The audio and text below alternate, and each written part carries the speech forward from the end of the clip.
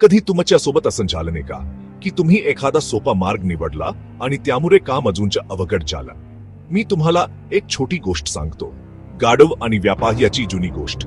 तर कल्पना करा, एक व्यापारी होता, खूप हुशार आणि मेहनती. त्याच्याकडे एक गाढव होतं जे रोज बाजारात मीठ वाहून नेत असे. एक दिवस नदी पार करताना गाढवाचा चुकून पाय घसरला.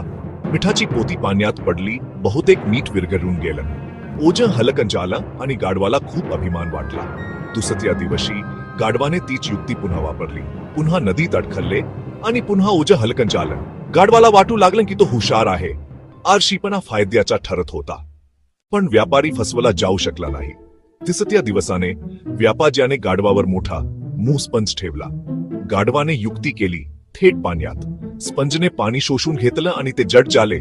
इतके जड की गाढवाला बाहेर पडायला मोठा त्रास झाला. त्याचा सोपा मार्ग त्याच्यावर उलटला. आता गाढवाला आपली चूक समजली.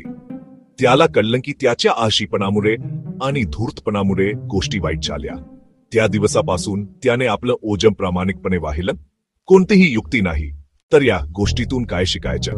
पहिलं, आयुष्यात खऱ्या अर्थाने सोपे मार्ग नसतात. मेहनतीला धूर्त युक्त्यांनी हरवण्याचा प्रयत्न सुरुवातीला हुशार वाटू शकतो, पण ते कधीही उलटू शकतं ज्यावेळी तुम्ही अपेक्षित नसाल.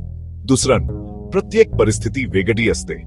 जे एकदा काम करतं ते नेहमी काम करणार नाही जर तुम्ही जबाबदारी टाळत असाल. शेवटी सोपा मार्ग घ्यायचा म्हणजे आयुष्य नंतर कठीण होऊ शकतं. खरी शहाणपण म्हणजे योग्य गोष्ट करणे, जरी कोणी पाहत नसेल तरी. पुढच्या वेळी सोपा मार्ग घेण्याचा मोह आला तर गाढवाची गोष्ट आठवा. प्रामाणिक राहा, शहाणे राहा आणि आळशीपणामुळे जास्त ओझं घेऊ नका. ऐकल्याबद्दल धन्यवाद. आवडल्यास सबस्क्राईब करा.